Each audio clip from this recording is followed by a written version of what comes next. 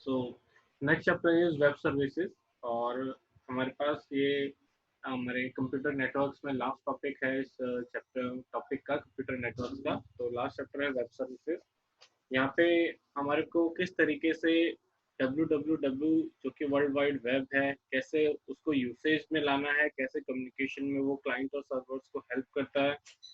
तो क्लाइंट और सर्वर हम लास्ट चैप्टर्स में एक बार पढ़ भी चुके हैं कि जस्ट लाइक आप सबके हाथों में मोबाइल फोन है और आप सब फेसबुक चला रहे हो एग्जांपल के लिए, and we all are using Facebook.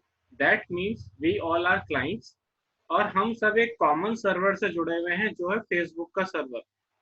Facebook के पास अपना एक सर्वर है इंडिविजुअल, ठीक है।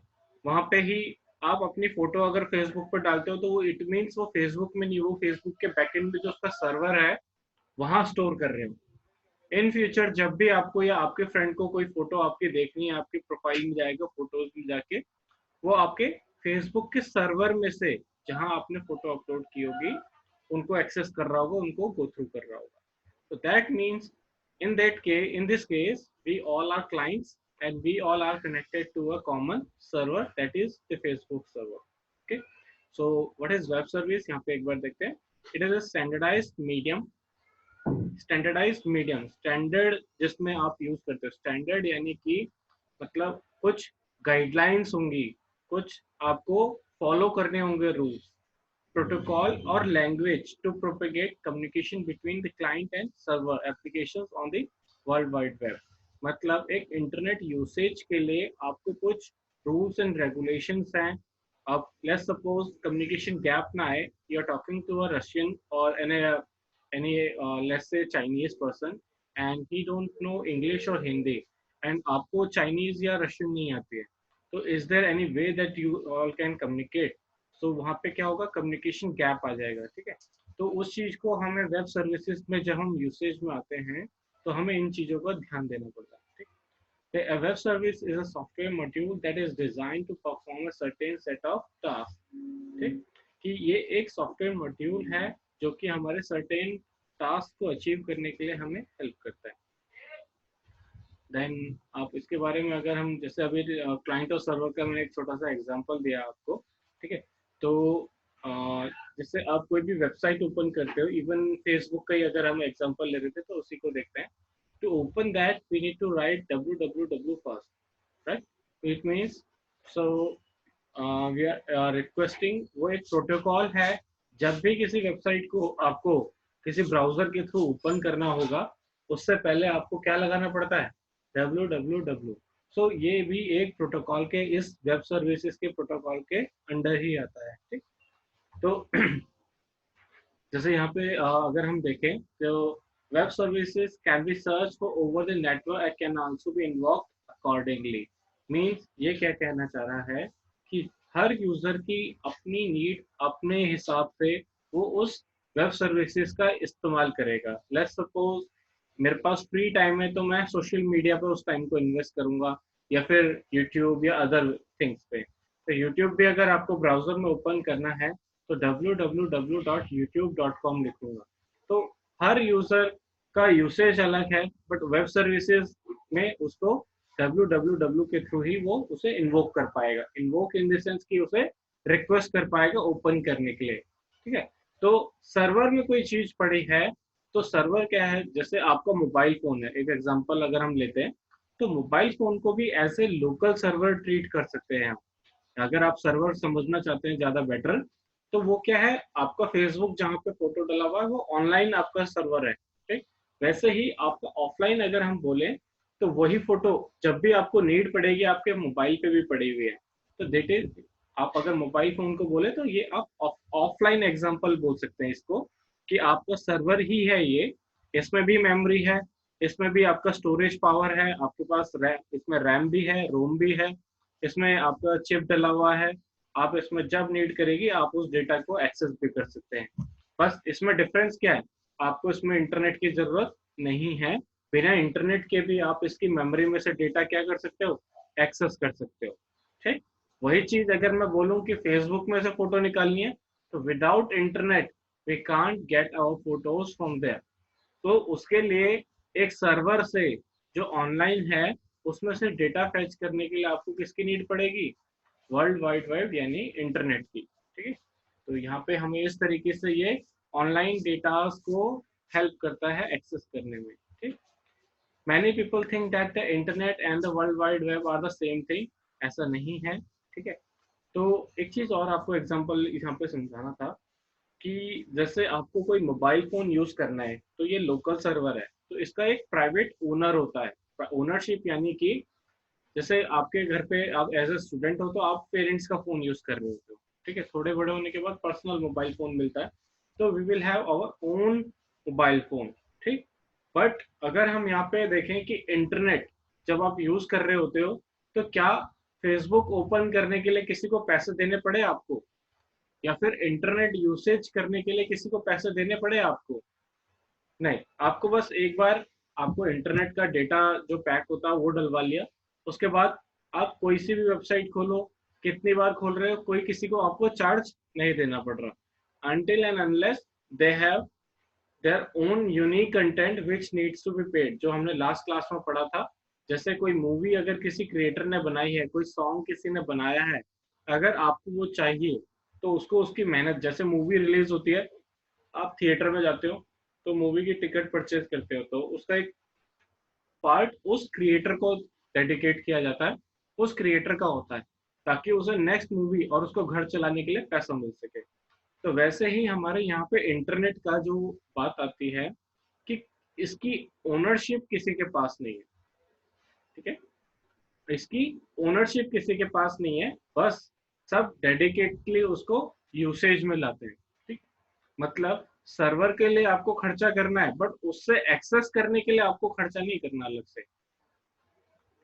So the internet is a huge network of computers all connected together. अगर इंटरनेट का अगर हम एग्जांपल देखें तो एक बड़ा नेटवर्क है, जहाँ पे जैसे अभी हमने एक छोटा सा एग्जांपल दिया था आपको कि बहुत सारे, जैसे आप सबके मोबाइल फोन्स हैं एंड मेरा मोबाइल फोन है, and we all are connected right now, तो वो एक इंटरनेट का एग्जांपल कह सकते हैं। ठीक है, तो देन वर्ल्ड वाइड वेब के बारे में अगर है तो it is a collection of web pages found on this network of computers. मतलब अगर www बोलें तो जब भी मैं www बोलूंगा तो एक पेज ओपन होके आएगा मेरे पास। जब भी ब्राउजर में मैं www करके कुछ भी लिखूंगा, facebook.com, youtube.com, तो मेरे पास एक वेब पेज यानी एक HTML पेज लोड होके आएगा। तो दैट मीन्स ये यहाँ पे डिफरेंस जो आपको समझाना चाह रहा है वो समझिए कि हम सब मोबाइल के थ्रू कनेक्टेड है आपस में, एक नेटवर्क बना रहे हैं, that is your internet. Internet word को अगर हम डिफ्रेंशिएट करें, टुकड़े करें, तो इंटरनेट मतलब आपस में जुड़े हुए, जो नेट मतलब होता है ग्रीड या जाल बोलते हैं जिसको। ठीक है, तो आपस में कनेक्टेड जो जाल है हमारा उसे आप इंटरनेट बोल सकते हैं। पर जब भी आप वर्ल्ड वाइड वेब की बात करेंगे, that is dedicated to some web pages, कि हम एक आपस में कनेक्ट होके, आपस जैसे हम सबको फेसबुक में चैट करनी है तो we all are opening a chat page, वो चैट पेज भी एक आपका HTML का ही पेज है और आपस में एक दूसरे को हेल्प करता है कम्युनिकेट करने में। लेट्स सपोज मेरे को आज जो क्लास ही मैं अटेंड नहीं कर पाया, I need assignments for that, तो आप अपने दोस्त को मैसेज करते हो व्हाट्सएप या फेसबुक मैसेंजर या बाई एनी अदर मीन्स कि मुझे इस सब्जेक्ट के नोट्स इस तारीख के सेंड कर दीजिए, तो वो क्या करेगा, उनकी फोटोज खींचेगा और आपको वो शेयर कर देगा उसी वेब पेज पे। तो यहाँ पे दोनों का यूज हुआ, इंटरनेट का भी यूज हुआ और www का भी यूज हुआ। ठीक है, www was created by Timothy Berners-Lee in 1918 at Geneva, Sun. Okay, and it comes into existence as a proposal by him to allow researchers to work together effectively and efficiently, and eventually it becomes World Wide Web. ये पहले जब बना था वो www, तो एक आपका organisation purpose के लिए बना था, बट जब उन्होंने देखा कि ये इजी टू यूज है और इसको जो पॉपुलैरिटी है वो दूसरे इंस्टीट्यूट्स में भी बढ़ती जा रही है, तो उन्होंने क्या किया, इसे ग्लोबल कर दिया। ठीक है, अभी अगर एग्जांपल देखते हैं, यहाँ पे वेब ब्राउजर है यानी कि हम लोग हैं, और यहाँ पे सर्वर है। ठीक है, हमें कोई भी वेब सर्वर में क्या डला हुआ है, जैसे फेसबुक है तो फेसबुक के सारे पेजेस, लॉगिन पेज, लॉगिन करने के बाद होम पेज, होम के बाद आप जिस भी photos, gallery, videos, multiple sections होते हैं उसके, तो आप कोई सा भी पेज एक्सेस करना चाहते हो तो पहले हम इधर से एज ए वेब सर्वर के थ्रू, जैसे वेब सर्वर के अगर एग्जांपल देखें तो हमारे मोबाइल में क्रोम होता है। एक मिनट होल्ड करना मुझे, किसी की कॉल आ रही है। हेलो। यस। भाई क्लास ले रहा था, कॉल करता हूँ, ठीक है।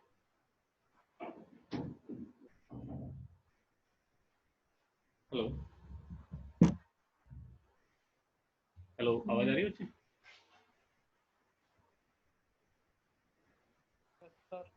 ओके।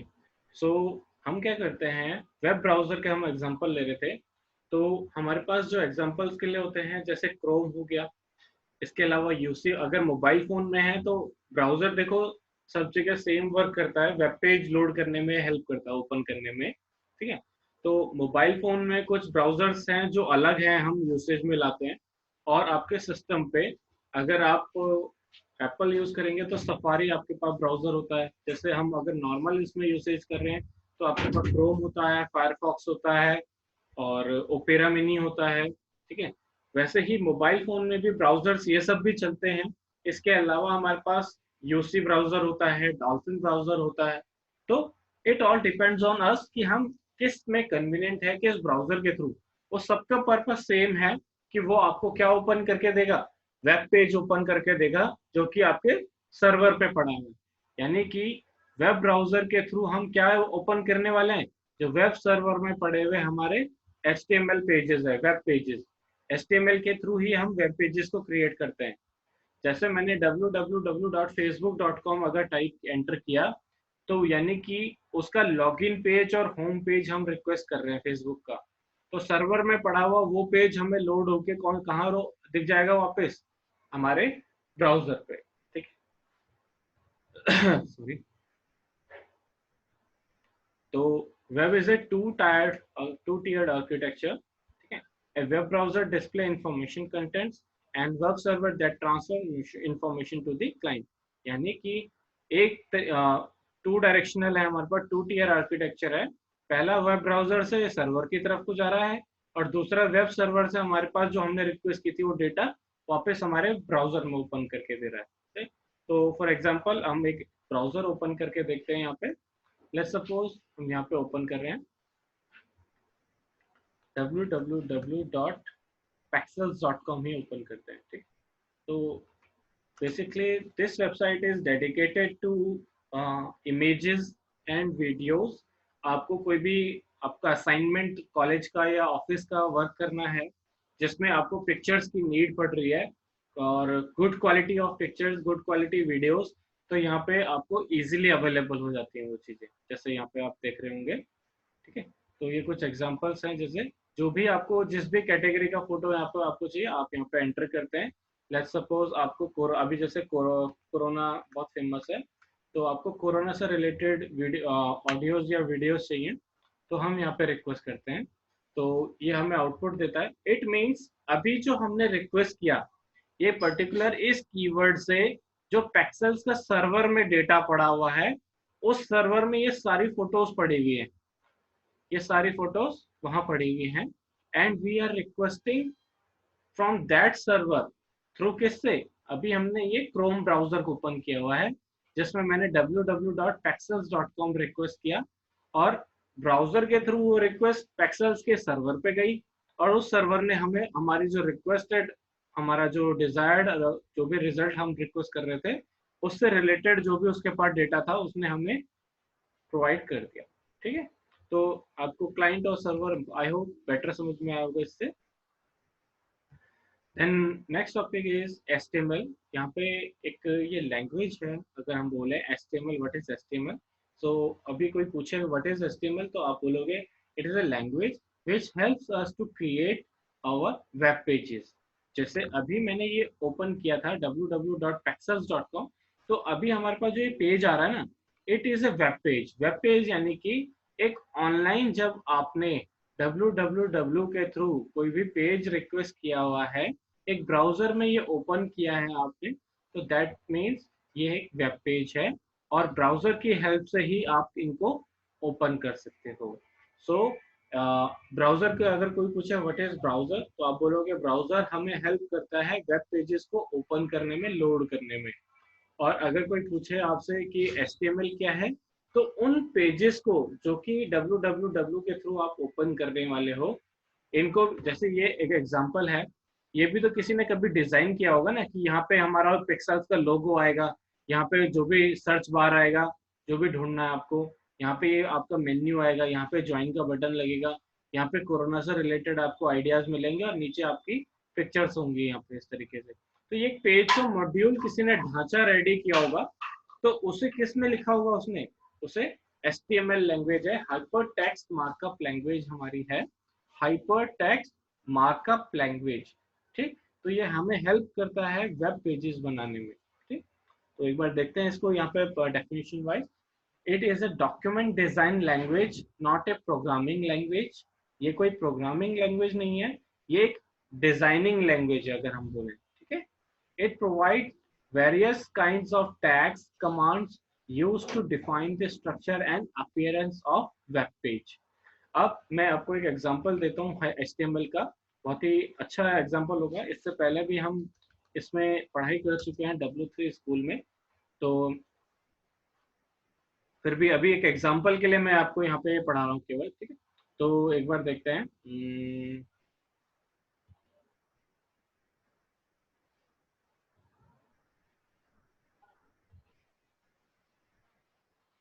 एक वेब पेज क्रिएट करते हैं।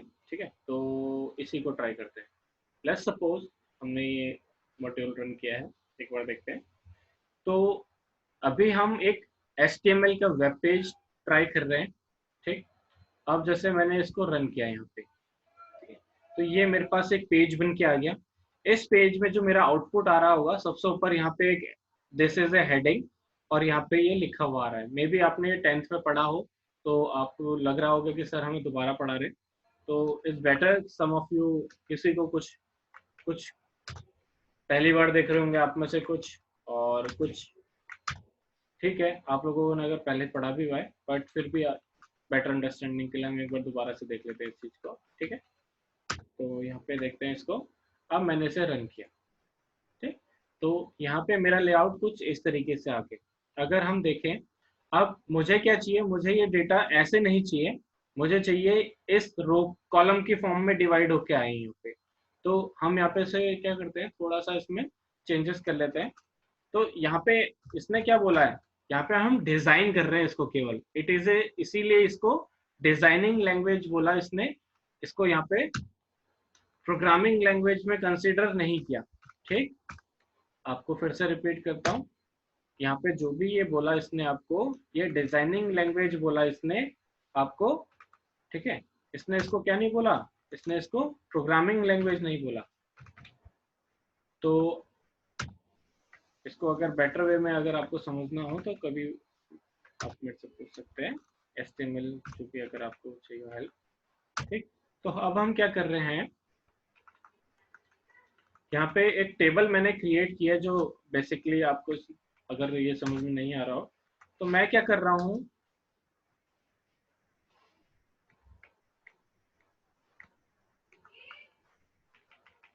मैं एक टेबल बनाई है मैंने यहाँ पे, और एक रो बनाई है, और उसमें कॉलम्स के लिए ये TDs इसमें पेस्ट कर रहा हूँ।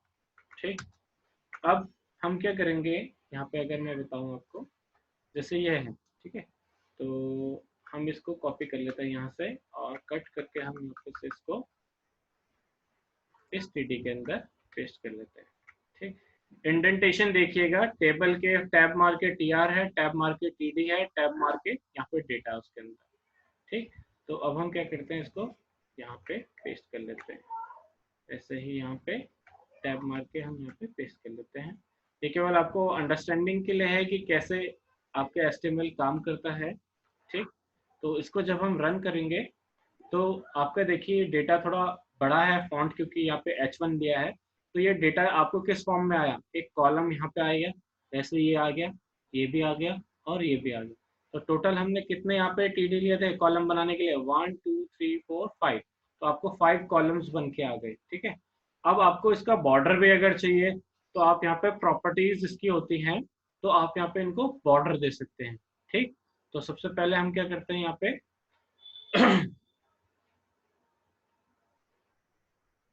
सर बॉडी के पास तो कोई टेबल से। बात नहीं बेटा, वो मैं लगा लूंगा, मैं अभी बस आपको समझाने के लिए आपको बता रहा था, ठीक।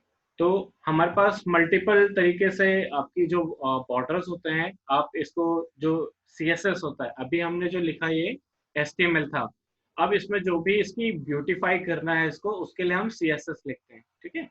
तो ब्यूटीफाई यानी कि यहाँ पे बॉर्डर लगाना है, इसका कलर चेंज करना है टेक्स्ट का, या फिर इसको छोटा या बड़ा करना है किसी को इनमें से, तो उस सब के लिए हमारे पास सीएसएस आता है एचटीएमएल की हेल्प के लिए। तो अभी हमारा टॉपिक एचटीएमएल तक ही है, तो हम इसे एचटीएमएल तक ही रहने देते हैं, फिर भी मैं आपको एक टीडी में लगा के ये दिखा देता हूँ, ठीक, कि किस तरीके से हमारी ये सीएसएस वर्क करेगी।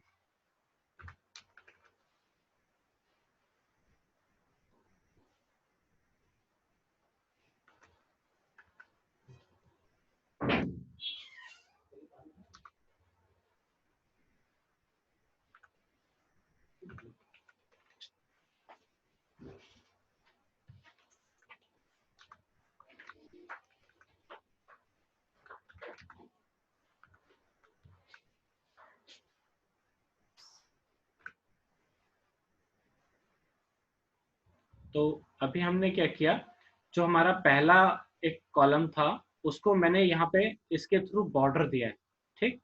तो हमारे पास वैसे ही बाकियों को भी देना है, तो हम सबके लिए इंडिविजुअल भी दे सकते हैं, इसे बोलते हैं इनलाइन आपको सीएसएस देना।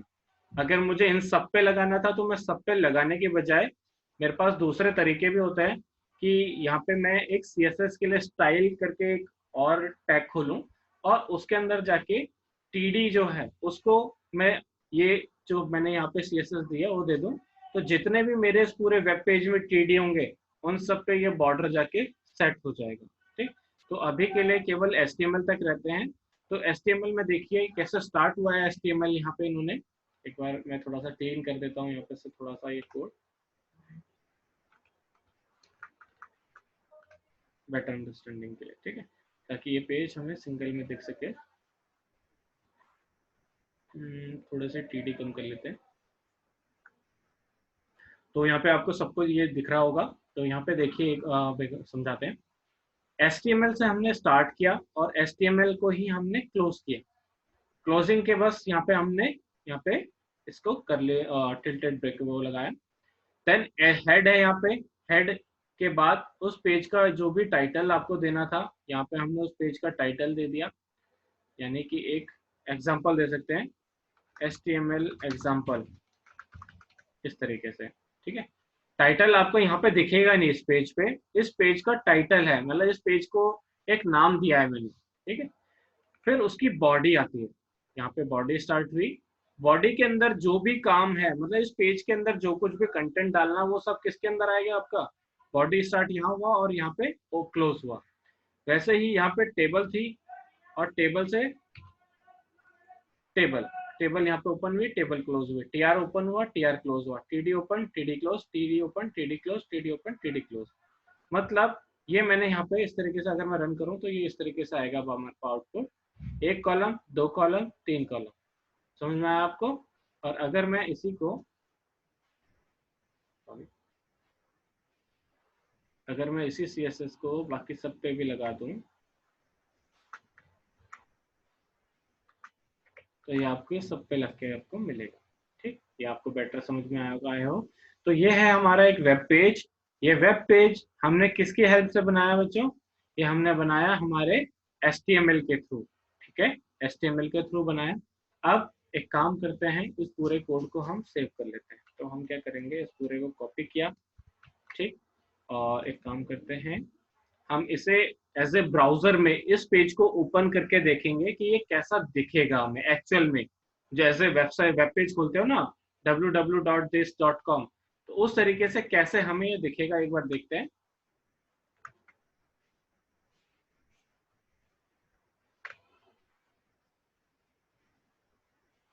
हम इसे डेस्कटॉप पर रखते हैं और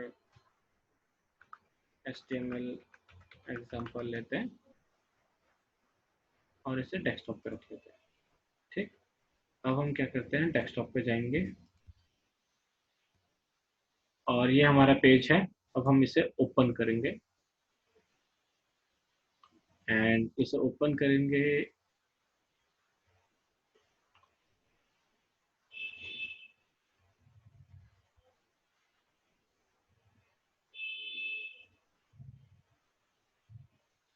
फिलहाल के लिए नोटपैड के साथ ओपन करते हैं एंड इसको फिर हम क्या करते हैं, सेव एज करते हैं यहाँ से और यहाँ पे से इसको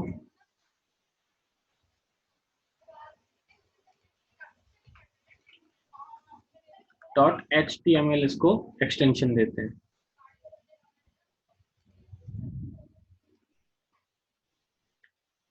ठीक है, और इसको सेव कर लेते हैं। तो अब आपने देखा होगा यहाँ पे, ये जब आप नेक्स्ट वाला पेज देख रहे हैं तो इसको अगर हम डबल क्लिक करते हैं तो ये आपके कहाँ, ये एज ए वेब पेज आपका खुल के आ रहा है। और जैसे आपके बाकी ये नॉर्मल पेज आए थे पेक्सल्स का या फिर ये जूम का, उसी तरीके से ये आपका पेज ओपन होके आया। अभी केवल ये लोकल में पड़ा है क्योंकि इसके लिए सर्वर अभी कौन है, मेरा सिस्टम सर्वर है जिसमें सी ड्राइव में मैंने डेस्कटॉप में इस पेज को रखा है। ऐसे ही जो पेक्सल्स का सर्वर होगा या फेसबुक का सर्वर होगा, वहां पे जैसे अभी मेरे डेस्कटॉप पे ये डेटा पड़ा था, जैसे ये वेब पेज मेरे डेस्कटॉप पे पड़ा है, वैसे ही ये पेज आपका सर्वर में डाल दिया जाता है बना के। सारे बहुत सारे पेजेस जो जितने भी आपकी वेबसाइट के पेजेस होते हैं उन सबको सर्वर में डाल दिया जाता है।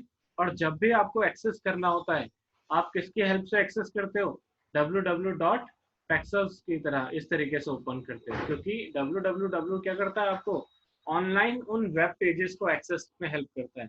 बट अभी मेरे सिस्टम पे ये पड़ा था तो मेरे को ये कैसे ओपन करना पड़ा, ये मेरे सिस्टम में लोकली ओपन हुआ तो उसका यूआरएल ऐसे आया।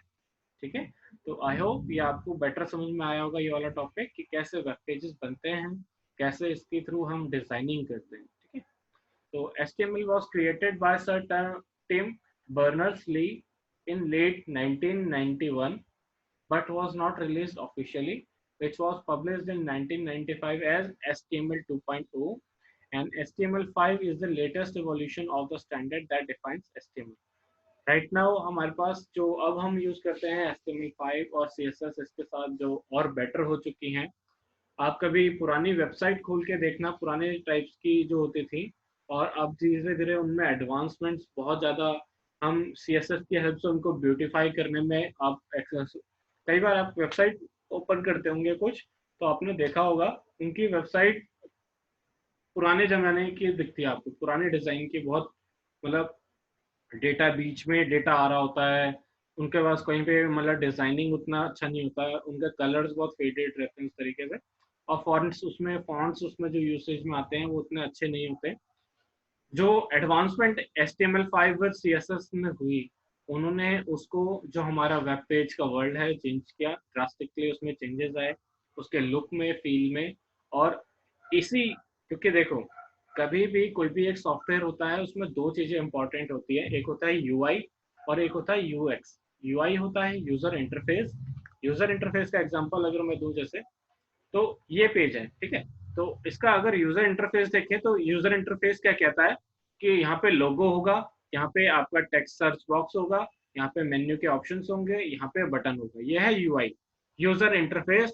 सारे यूजर्स के लिए यही UI होगा, जिसको भी यूज करनी है ये वेबसाइट उसको यही तरीका मिलेगा यूज करने का। बट यूजर एक्सपीरियंस क्या कहता है, यूजर एक्सपीरियंस कहता है कि मेरे यूजर्स जो मेरी इस पर्टिकुलर वेबसाइट पे आए, इस वेबसाइट को यूज करने में उनको कोई दिक्कत तो नहीं आई, जितना इजी इसका मैं इंटरफेस बना के रखूंगा, उनका एक्सपीरियंस जितना अच्छा बना के रखूंगा इजी, तो उससे क्या होगा, मेरे लोगों को अगर सहूलियत होती है।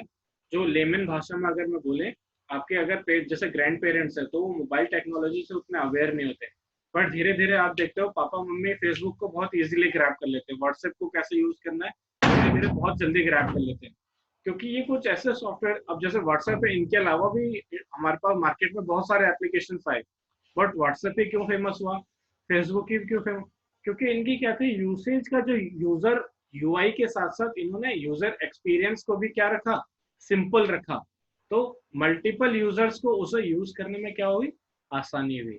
तो सेम यहाँ पे आपके HTML और CSS पे डिपेंड करता है कि आपको यूआई के साथ साथ यूजर एक्सपीरियंस में भी आपको काफी हेल्प करे। ठीक है, तो नेक्स्ट टॉपिक देखते हैं। यहाँ पे कुछ बेसिक स्ट्रक्चर बना के दिया है HTML का। HTML यहाँ पे ओपन हुआ, यहाँ पे क्लोज हुआ है, हेड यहाँ पे ओपन हुआ, जो भी उसमें टाइटल देना था दिया, बॉडी के अंदर उसने एक पी टैग दिया है, पी टैग होता है आपका पैराग्राफ के लिए। यहाँ पे उसने एक लाइन भी एंटर करवाई है, ए सिंपल पैराग्राफ। तो इस पेज का आपका आउटपुट जो आएगा ये सिंगल लाइन आउटपुट आएगी, ए सिंपल पैराग्राफ नाम से। ठीक है, तो जनरली आपके दो मेन पार्ट होते हैं HTML पेज के, head and body, head and body. ठीक है, जो भी कंटेंट उस पेज के रिलेटेड होगा वो सब किस में आएगा, बॉडी में, और उस पेज को जो हेडलाइन देनी होगी वो कहाँ आएगी, हेड के अंदर, टाइटल के थ्रू। ठीक,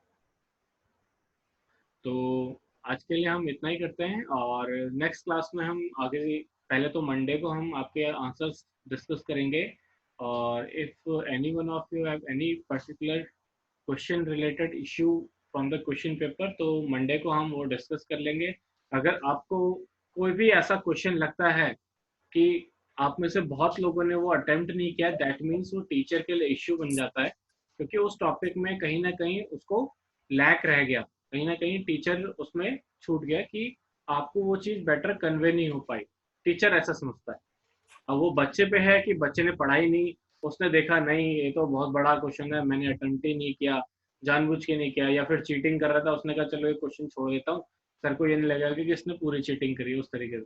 तो मैंने फिर भी बोला टीचर को सब पता होता, फिर भी एज ए टीचर हमें मार्क्स को देखना पड़ता है, हमें सारे बच्चों को देखना पड़ता है इक्वालिटी के से, कि आप कौन से क्वेश्चन अटेम्प्ट कर रहे हो और कौन से नहीं कर रहे हो। तो नहीं कर रहे हो वाला हमारे लिए क्या बनता है, हमें उस पर ज्यादा आपको एफर्ट देना पड़ेगा, करना पड़ेगा। ठीक है, टीचर को भी और एज ए स्टूडेंट आपको भी। तो मंडे मिलते हैं 10 बजे सेम टाइम पे। बोलो SQL वाला जो आपने ये नोट्स का वो बेटा, आपकी आवाज क्लियर नहीं आ रही है। सर SQL वाला जो नोट्स ये वाला था जो वो सर प्लीज बेटा आप मुझे ना 1-on-1 पे या तो टेक्स्ट कर लेना या कॉल कर लेना, मे बी शायद आपका स्पीकर खराब हो रहा है या मेरे को ढंग से सुनाई नहीं दे रहा आपका वॉइस। ठीक है अब आइए, आपकी आवाज आ रही है अब। सर। SQL का जो नोट्स है ना सर वो प्लीज दोबारा? यस ओके ओके, मेरे को 1-on-1 पे हाई लिख देना, मैं आपको 1-on-1 पे भेजूंगा, क्योंकि कई बार आपके सब्जेक्ट टीचर्स होते हैं वो पॉइंट करते हैं उस चीज को कि आप सेम चीज बार बार भेज रहे हो। तो जिसको भी कोई पेंडेंसी है, कोई डॉक्यूमेंट पहले का छूट गया है, आप मुझे 1-on-1 पे हाई लिख सकते हैं और रिक्वेस्ट कर सकते हैं, तो मैं आपको 1-on-1 पे ही वो डेटा अवेलेबल कर दूंगा। ठीक है सर 1-on-1 क्या है? 1-on-1 यानी कि मेरे को पर्सनल मैसेज करना बेटा, ग्रुप में मत मांगना मेरे से। ओके, ठीक है, बाय।